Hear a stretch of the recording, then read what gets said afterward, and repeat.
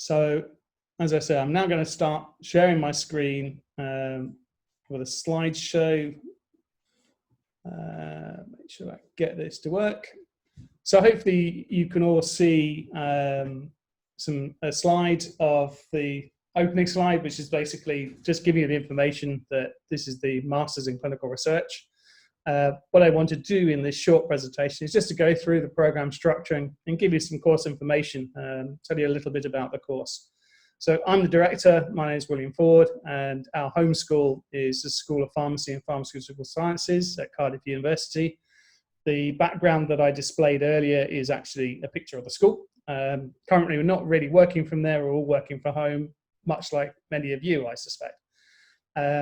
If you have any questions that you think of after the course, then there's an email address down there, the PGT Pharmacy Admissions email address. If you'd like to email them any of those sorts of questions, they'll be happy to be able to give you a response.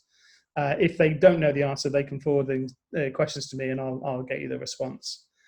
Right, so let's move on. So what are we trying to do with the program? Well, historically, the program really used to be for providing clinical research associates with the skills that they need to progress in clinical research organizations. But, you know, in recent times, the aims have expanded. The requirement to undertake research has become far more widespread in the NHS.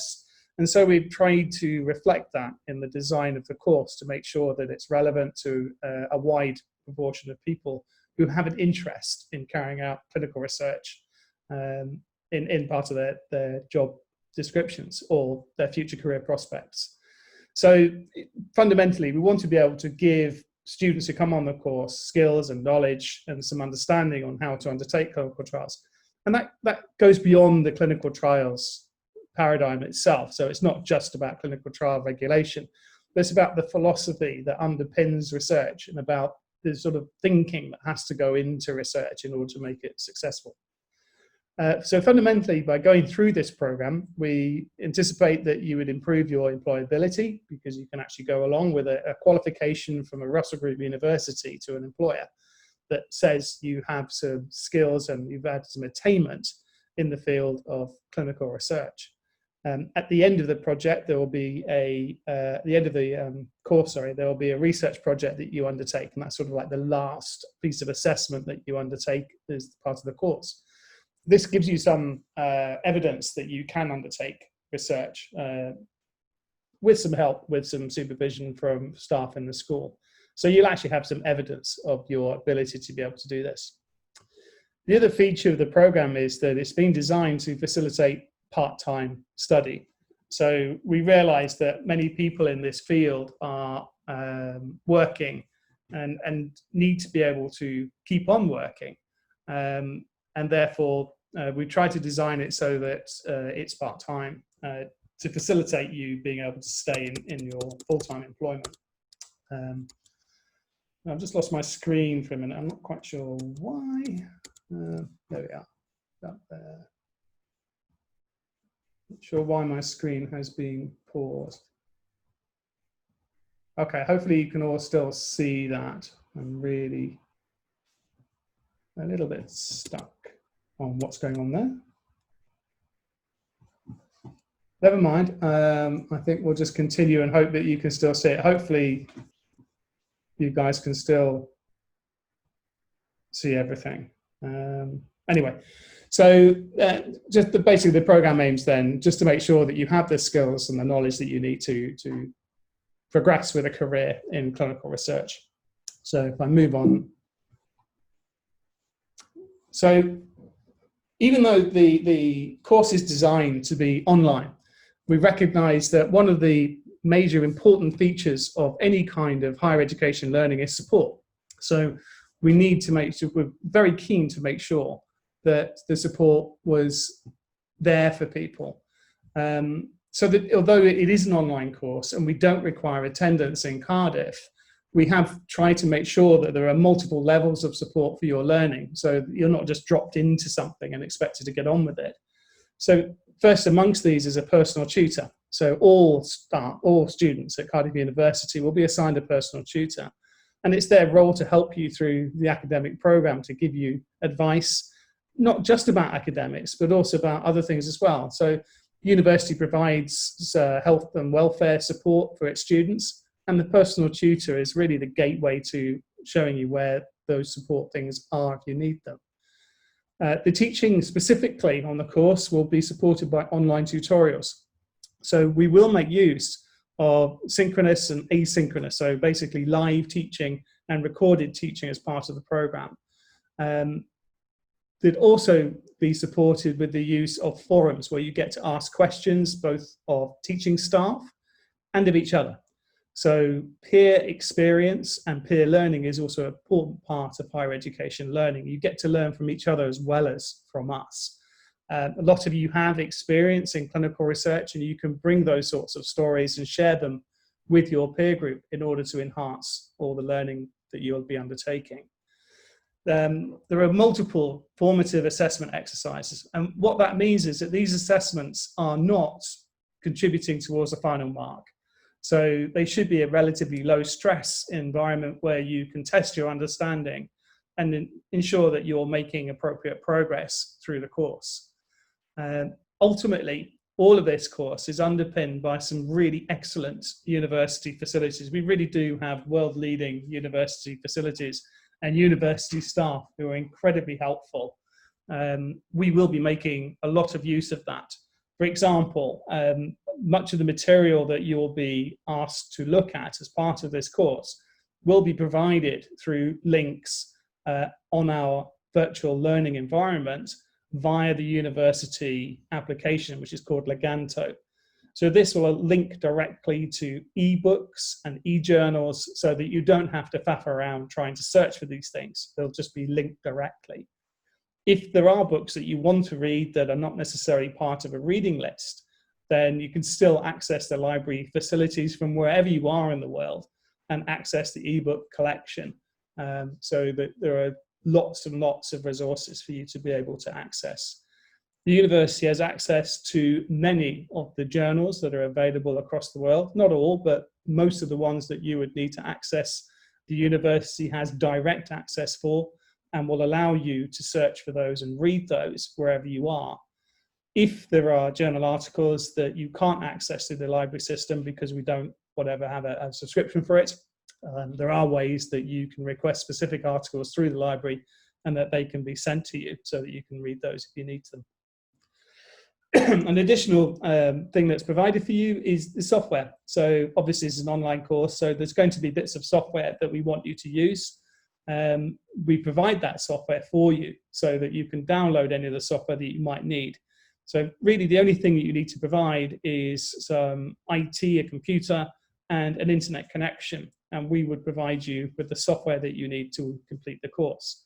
So this would include things like Microsoft Office 365, which includes Word, Excel, Outlook, all these sorts of programs that you might already have yourself, but the university will actually allow you to download and install that onto your own personal machines. Other software such as SPSS, which is a statistics program, where part of the course is about data analysis and statistics. So we actually get you to engage in doing some of that yourself. And that will allow you to download, install SPSS to help you engage in those exercises. So that sort of covers most of the support program. I mean, the program is built around these support structures to try and help you. Ultimately, if you're having any difficulties as the course director, you're always able to contact me, and I'll always try and help you sort out any particular issues that you might be having. So if we move on to have a look at the entry requirements. So the entry requirements are relatively straightforward. We require a degree in a relevant area of a 2.2 or higher. But in lieu of that, we will have a look at relevant work experience. So if you have relevant work experience, we'll take that into account, because obviously, not everyone will have a degree, and work experience can certainly count instead of that. That is something that has to be approved. So it's not something that I, as course director, can just sign off on. It does have to go through a committee. So it's not an instant process. But it is certainly possible to do that, and has been done in the past.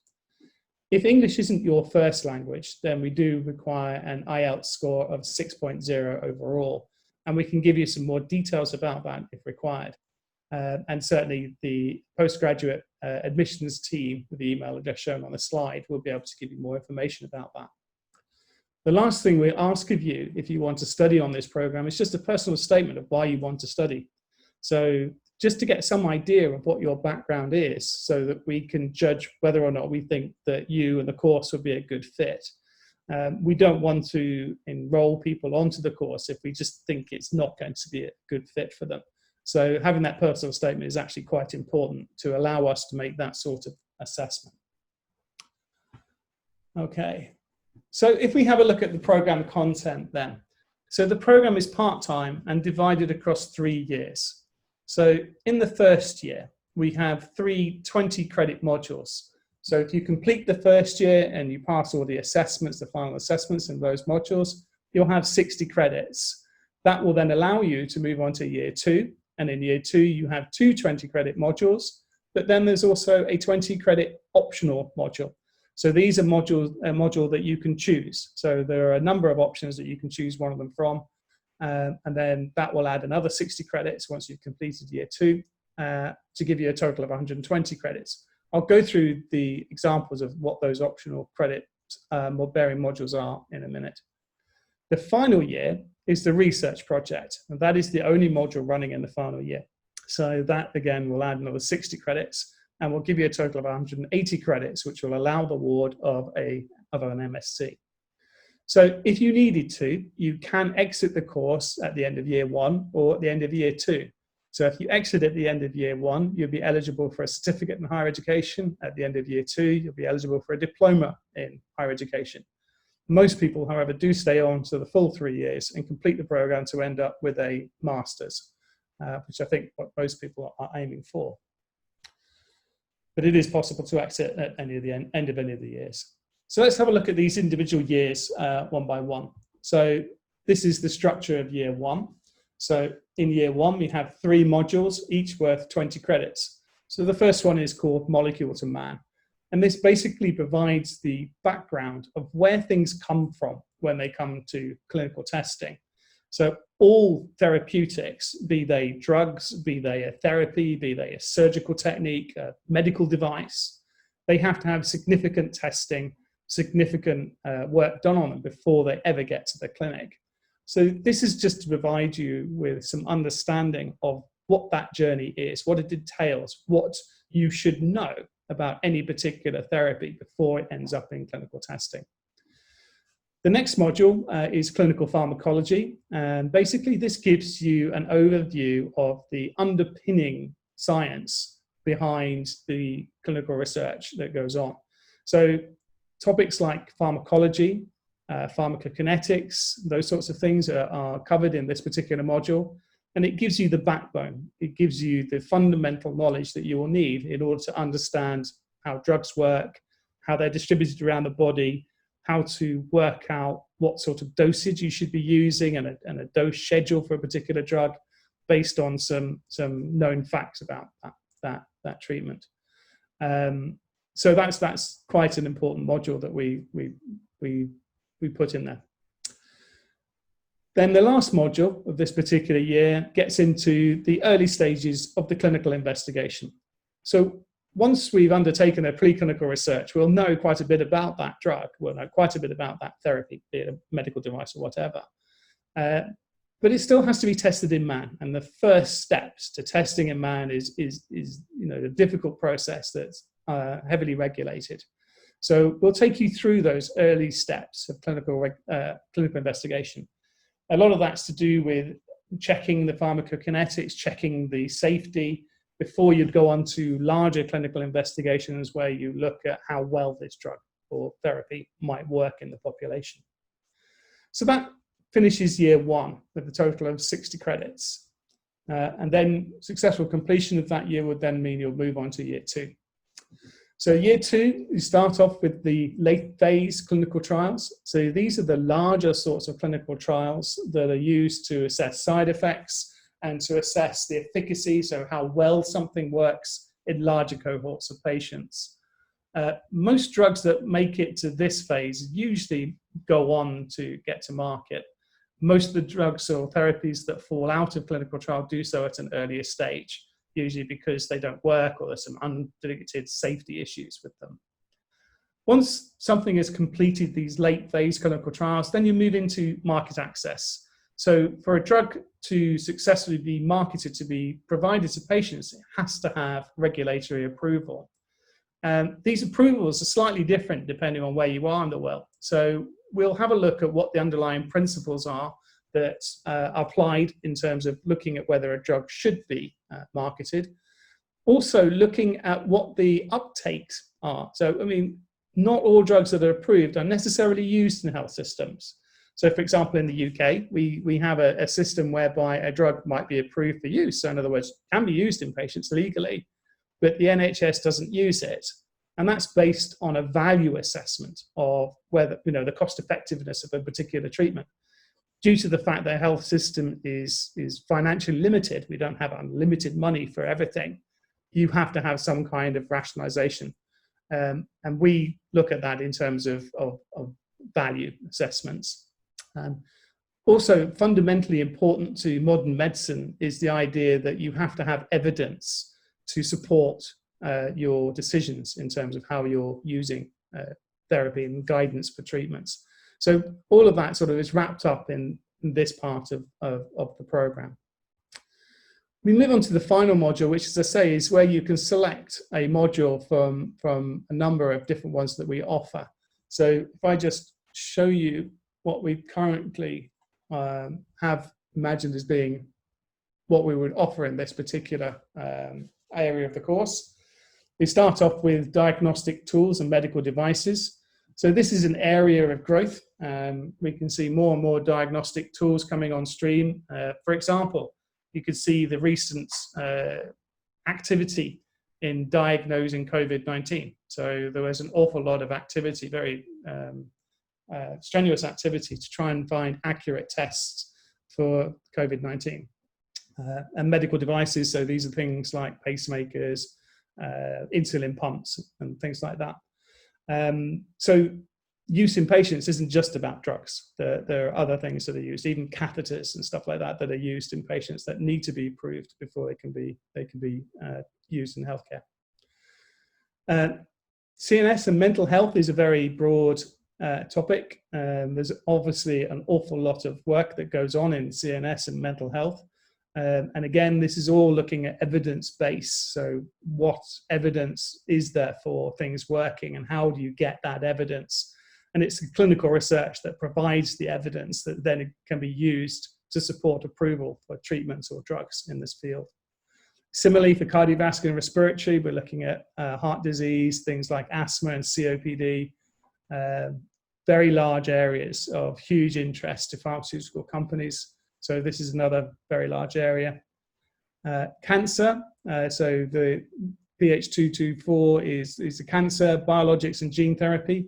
The reason this is grouped together, is because the field, the drug research in cancer is really one of the major frontiers for the development of antibody-based research, known as biologics, and gene therapy.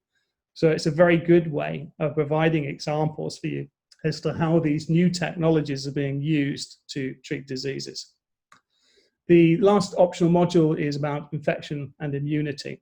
So this is looking at infectious disease, so bacterial infections, viral infections, so antibiotics and antivirals and how they work, as well as vaccines, obviously key areas of development in terms of clinical research. So you get to choose one of these modules as part of the course. All of these modules will be offered as standalone. So if you decide that once you finish the course and you really would like to undertake some of these other modules, you're more than welcome to do so. You can sign back on. We do have to charge for that, but if you were interested because you were moving into that field, you could come back and then actually do one of those modules after you've finished this course. So if we move on to year 3, this is all about the research project. So this is your master's research project. This is a very interactive process. So we do not just assign you a research project. We help you come up with your own research project and explore your own ideas. So you can tailor this to your own interest and your own area of the way you might be working. The idea behind this is that hopefully if you do something that's relevant and interesting to your employer, you'll get more support from them to actually undertake this research. So we will provide academic support for you. So you'll have a supervisor that's appointed by us that will be able to help you through the process. There's a huge range of projects that are available. They stretch from, clinical trial type stuff into qualitative research, where you might look into regulations that have been brought in and how they're being used. You can also do what's called systematic reviews, so rapid systematic reviews. This is where you look at the literature and use literature as if it was data. And then you answer a research question based on things that other people have published and pull it all together. So if you're interested in this type of thing, the best analogy would be Cochrane reviews. So if you look up Cochrane reviews, you'll get an idea of what's involved in that. So all the assessment in PH 301 is based on the final dissertation. So your final dissertation is marked, and then that provides the only assessment for this particular module. So one of the things I wanted to talk about was the assessment. We have two types of assessment in the course. We have formative assessment and we have summative assessment. Formative assessment is basically there for you to assess how you're getting on. It doesn't contribute to the final mark. It just gives you feedback on your level of understanding, your level of progress. The way we assess your progress and the way we assess your overall performance is through the summative assessments. Those summative assessments are marked, and they are what contribute towards your final degree classification. So we used to have examinations, but we realized that most of you have been out of full-time education for significant periods of time. And also examination would require your attendance at Cardiff University in some form or other. So we dispensed with those, and we do not have any examinations as part of the assessment in this course. All the summative assessment is done by coursework. So you write an essay, develop a poster, and submit that online, and it's marked, and then feedback given to you online. So there are no examinations in this course. So just to go through some of the key features then, to recap some of the things I've been going through. This is a distance program, so it allows you to study from wherever you are in the world. It means that you can study as well as holding down a full-time job. We are cognizant of the fact that you are working and then workloads can vary. So there are ways that if your workload increases at a time when, let's say, an assessment is due, you can apply for extensions, and the university has systems to be able to deal with that. So we're quite familiar with that sort of problem and used to dealing with it. The course content is provided by experts both from within Cardiff University itself, but also wider as well. We have people drawn from industry who contribute material, and hopefully you'll meet some of those on the course virtually as you go through.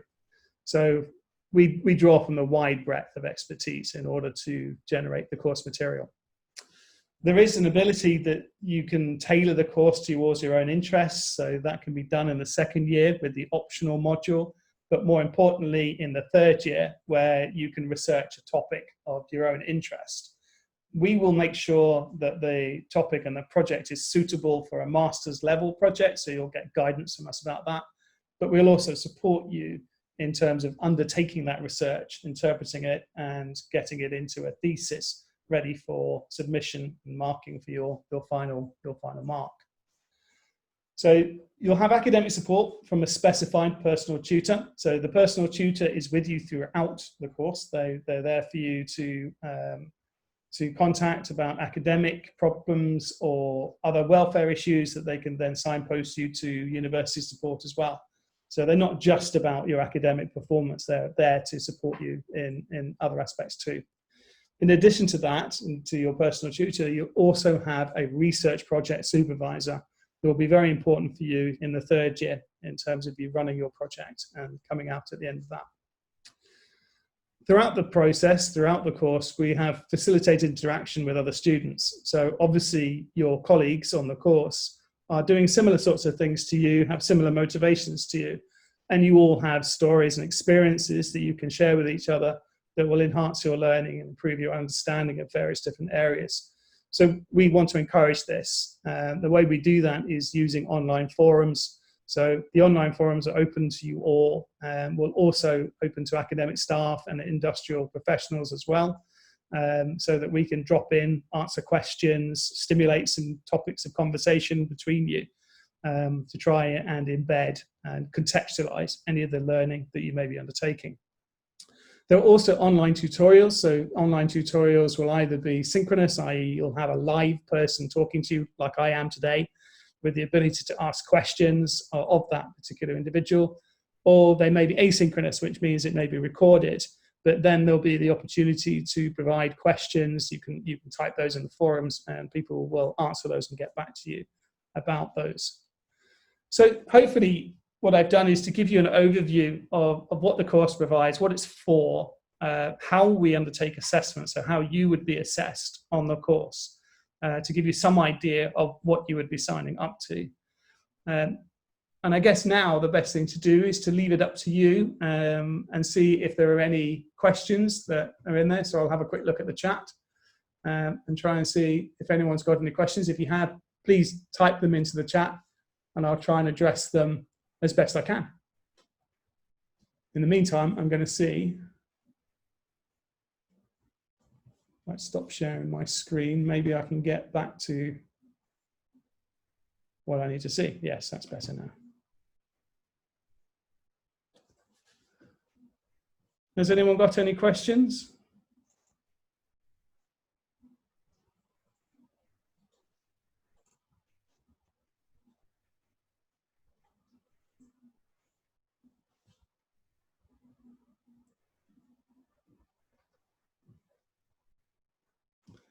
Yes, so in previous years, you're correct. Rachel's just said that in previous years, the course was run over 4 weekends in the year. So no, we don't intend to run the virtual activities that way. We intend to spread them out a bit, so that we would try and have it so that you have some progression through the year. We understand that your workloads can vary through the year and you need to be able to manage your time. So that what we're going to try and do is have it so that material is released, but you have an awful lot of agency in terms of deciding what you're going to do and when. There will be some specific things that we will need to be done in a certain time. So for example, some formative assessments where we want to be able to give you feedback on how you're doing.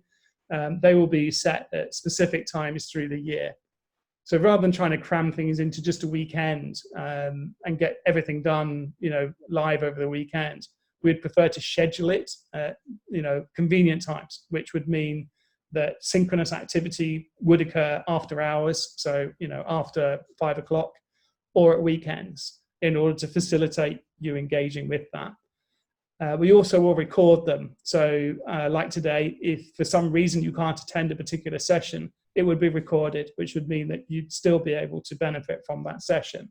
And you'd still be able to ask questions of whoever was running that session through the forum. So we're going to try and make it as flexible as possible to fit in with what I know are very busy lives for people working in full-time employment. Has that answered your question, Rachel? Is that good?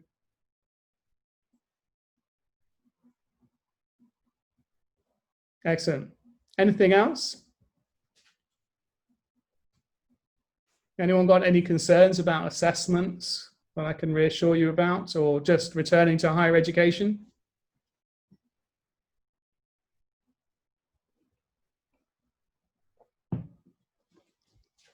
A lot of people get daunted by the idea of coming back into higher education, having been out of it for a while.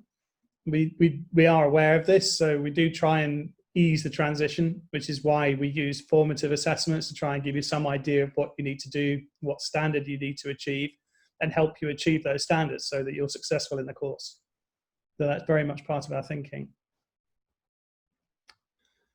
Yes, at the moment for Zai, yes, it does. It runs from September to September. So you enroll in September. The teaching doesn't actually start. It's usually the end of September. The teaching doesn't actually start till October. And don't forget that the teaching that we're going to be providing is relatively flexible. So the only things that will be scheduled will be synchronous activity, synchronous learning activity. So when you've got someone live who's teaching there, we will have to schedule that. So that will appear on a timetable for you. We'll give you plenty of notice about that. And it will also, as I say, those sessions will be recorded so that you could access those if you, for whatever reason, you weren't able to attend that particular session. Rachel, you're asking about SPSS and doing stats in year 3.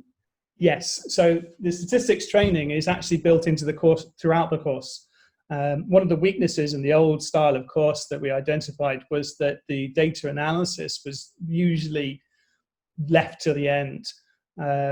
Understanding how data is analyzed, understanding what data is and how it's used is really vitally important to understand the research process. So it's much more fundamental. We actually build it into pretty much all years. So it's not just a one stop in the 3rd year, oh, by the way, now you're going to do data analysis. So it is actually built through the entire course. So yeah, I mean, SPSS will be available to you from day 1. You can download it from day 1. It's not the most user-friendly program, so you will get a lot of help with its use. I actually write a guide, a step-by-step guide with data examples of how to use it. And there's also some very, very good textbooks in the library ebooks that will take you through how to use it. But we take you through baby steps. So believe me, we're not going to just throw you into SPSS and expect you to start using it. So we start you off with something called Excel, which some of you may be familiar with or not. And you can do some basic analysis in Excel. And then from there, then you move through to more complicated types of analysis. So you're not dropped in it with SPSS. And we will cover this in actual core module content. So this is actually part of the main course. So it's not just with the personal tutor. Hopefully that answers that. If not, please say in chat. So Megan, summative assessments throughout the module, at the end of each module. That depends a little bit. Some of them will be scheduled in the middle of the module. Some of them would be towards the end. So it does depend. It depends on how we structure those modules through the year. So it's not necessarily testing all the material in a module. What we'll be asking you to do is to demonstrate understanding and reading around of a particular topic. So it may well be that topic is very early in the module, which means we can set the assessment quite early. What we want to try and avoid is bunching of assessments. So what we don't want you to have to do is suddenly have, the 3 module assessments all due within a week of each other at the end of the year. So we're going to try and spread them out through the year so that that doesn't happen. Otherwise, you'll find yourself under a lot of stress. Our undergraduates do this to themselves all the time, where they leave things until the last minute and they suddenly find themselves short of time to be able to submit something. So we try and help you with that by spreading those assessments across the year. So hopefully that answers your question. If anything I've answering is not clear, then please do let me know. I'll try and expand upon it or provide more clarity.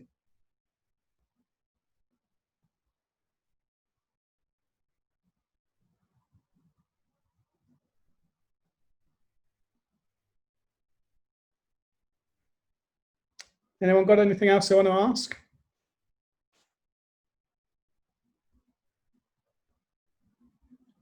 If there's something that occurs to you after this, so if there's some burning question that you've forgotten that you wanted to ask, then please do feel free to email us. We'll happily answer any email inquiries that you might have. So this isn't your only chance in order to get answers to questions. So do feel free to contact us outside of this.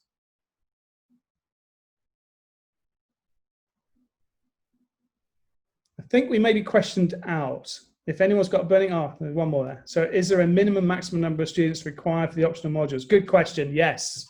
There is. This is something that we still have to work out the absolute details of. But yes, there potentially is. You're absolutely right. Higher education at the moment is in a financial bind, which means that we can't run modules where there are no, there's one person on it. Because they're online modules, it means we have certain flexibility. We have more flexibility about those modules than we might otherwise have. I can't tell you right now what that minimum is. there really isn't a maximum as such. So I wouldn't worry about the maximum, but a minimum is we have to have a caveat whereby it has to be worth us running that particular module. But we'll do that process fairly early in the first year, so we have some idea of what second year modules we'll be able to run. So you'll get that idea of it. And if there was a particular module that we weren't able to offer that year, then we would offer you access to the other ones. So we'll have to suck that one and see as we go forward. I can't give you any hard and fast answers about which ones will run or not. It'll depend on which ones you decide to do as a cohort, I'm afraid.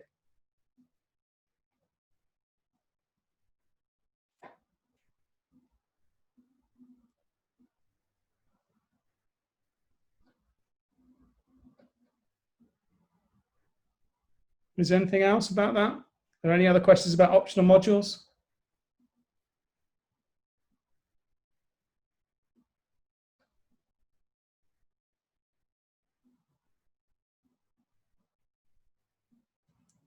We've tried to design them in terms of what we think would be of interest to you. Suggestions are always welcome. So if you think of something that we haven't got as an offering, there's no guarantee that we'll be able to generate that for the year that you might be in, but it's useful for us to know to be able to develop modules if there's a need. I mean, one thing I haven't mentioned actually is feedback. So the university will survey you about how the course is going. So we also have a staff student panel. So that's where you can provide your feedback about what you think of the course, what you think is good, what you think needs improvement. So it can get fed back to us and we can try and adjust things to try and improve things if something isn't working for whatever reason. We can make those adjustments as we go through. So we are quite attentive to feedback from you guys and we actively seek it out. Timetables, yeah, so the timetables we hope to send through at the beginning of October. Unfortunately, until enrollment has been completed, we can't actually send you anything out because obviously you need to enroll before we can do that. So after enrollment, then all of those timetables will be sent out, access to things like Learning Central, information about how you download the software, where you can access all that software will be sent to you after enrollment.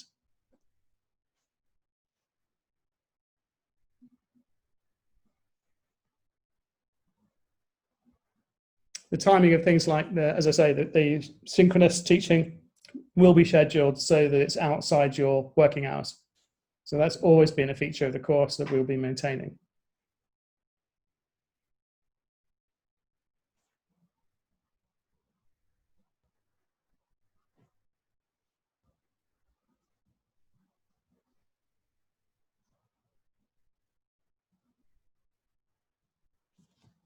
Anyone else got anything they want to ask?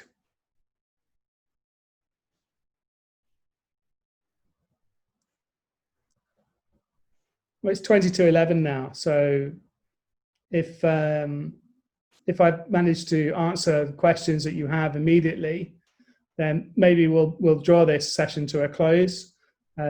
Remember, please, that if you do have other questions that you want to ask, do feel free to email us. We'll happily do that. And we'll happily provide those answers for you. And hopefully we'll see you all in the beginning of October at the induction talk, where I shall unleash the course design, the timetables, and give you some information about how to access things as we go through. So I hope this has been helpful and informative for you and given you a better idea of what the course is all about. And look forward to seeing you all in October then.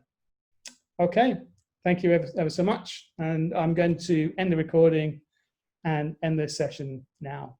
Thank you.